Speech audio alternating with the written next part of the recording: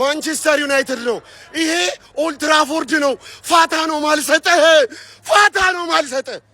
ፋታ ነው ማል ሴስኮ ጀግና ብሩኖ የኔ አባት ብሩኖ የኔ አባት ፕሬሲንግ ትጠላለህ ፎቃቃው እያለውላ ቋጣሪ ግባለ ካዝሜሮ ባላየ አብዩ ኤልስቴ አጥቂማ ሴስኮዬ ነው እንጂ ያንን ፀጉር ቆራጭ ወደ ይዘሽ ሂጂ።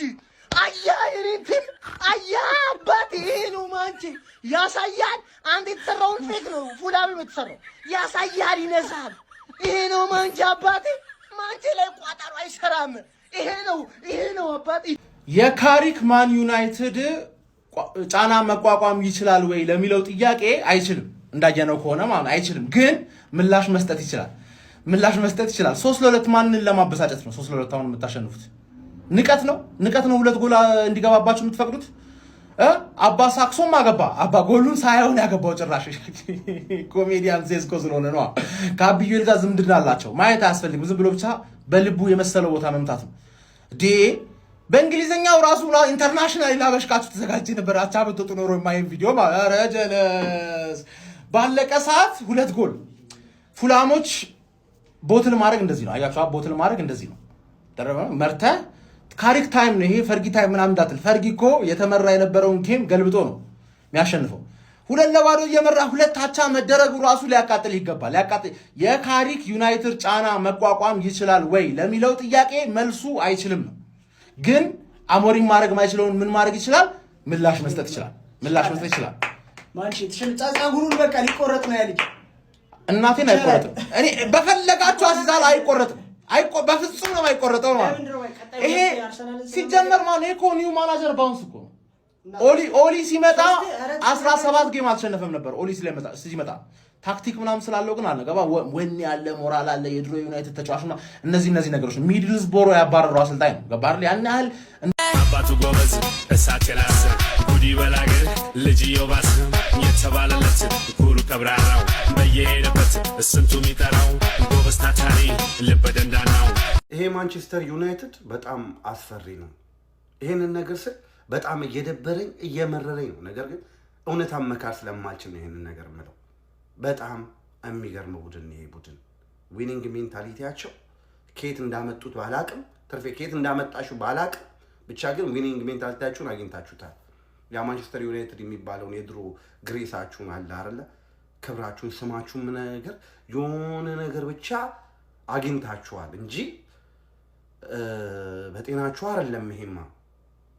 እና የሚገርም ቡድን ነው። አሪፍ ቡድን ነው።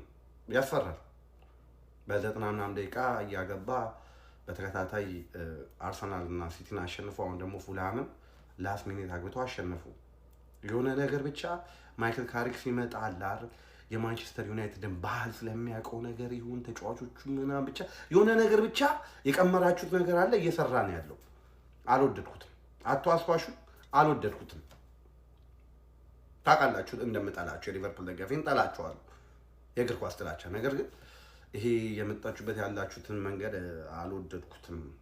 እውነት እንነጋገር ከተባለ ነገር ግን ስማኝ ማንቸስተር ላይ መቋጠር ሬት እስኪመር ድረስ ነው የምንቀያየረበት።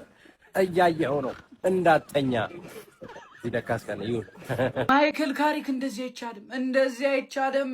ካሪክ ምን አይነት ቡድን ነው የሰራው? ካሪክ እናንተ ምን አይነት ቡድን ነው? ማንቸስተር ዩናይትድ ይህንን ማንቸስተር ዩናይትድን አይቼው አላውቅም። ሩበን አሞሪም እኮ እስከ ዛሬ ነው የምላችሁ ሙሉ ዩናይትድን ሲያሰለጥን 3 ተከታታይ ጨዋታ ያሸነፈው 1 ጊዜ ብቻ ነው። ይሄ ገና ከመግባቱ ምንድነው ነገርየው? ዩናይትድ እኮ ማለት ነው ይላችሁ እንደዚህ አይነት ጨዋታ በጣም ነበር የሚከብደው፣ በጣም ነበር የሚቸገረው። አረረረረ አንዛለቅም እንደዚህ ያዛልቀንም። ወይኔ አጫዋታቸው፣ ፍላጎታቸው፣ በቃ በአጠቃላይ ሜንታሊቲያቸው ተቀይሯል ነው የምላችሁ ቤተሰብ። ላይክ ሩበን አሞሪም ነበር እንዴ ችግሩ ነው እያልኳቸው፣ ግን እስከ መጠየቅ ደረጃ የሚያደርስ ለውጥ በአንድ አሰልጣኝ ቅያሬ ያለ ምንም ፊርማ ኮቢ ማይኖን ነው በቃ ስታርቲንግ ላይን አፕ ላይ ማይክል ካሪክ የሚገርም ኮች። ምን ብዬ ላብሽ?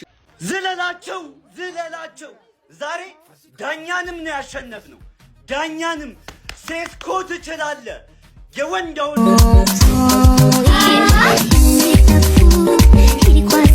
Every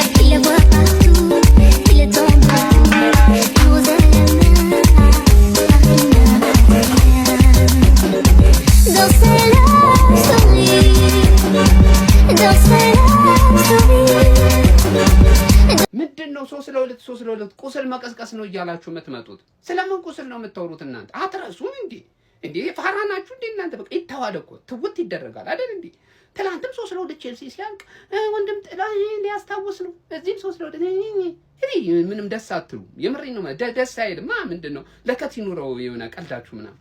ለማንኛውም ማንቸስተር 3 ፉልሃም 2 የተረዳናቸው ወሳኝ 3 ነጥቦችን አነሳለሁ። ከዛ በተጨማሪ ግን ዋናው ነገር ቪላ የዋንጫ ተፎካካሪ ቡድን መሸነፉ ነው። በቃ ትልቁ ነገር እሱ ነው።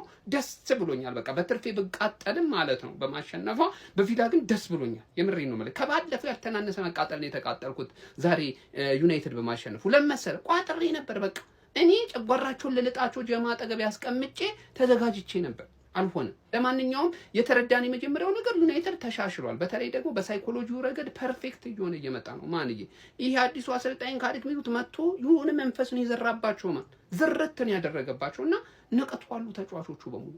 ከዛ በተጨማሪ ደግሞ ሌላው የአርሰናል ደጋፊ ቋጠሩ ላይ ደክመናል። አሁን በደንብ መወጠር አለብን። ቅዳሜ 9 ተኩል ላይ ለቶትናም ኃላፊነቱን ሰጥተን ሚኮስ ፐርሰን እናበረታቷለን። እንቀጥል ይሆናል ጀማው። ለማንኛውም ዋናው ቪላ ማሸነፉ ነው። ይሄ ያቃጥሉኛል። አንተ ሁላም ጋር ተናል ትንሽ ተጠሪ ላንዲ አስጨነቁን እኮ ወገን። ኧረ ወይኔ ሻሼ ጠንክራ ያቅሟን ስትለፋ የቄርዬ ብራንድ አሉት የጠፋ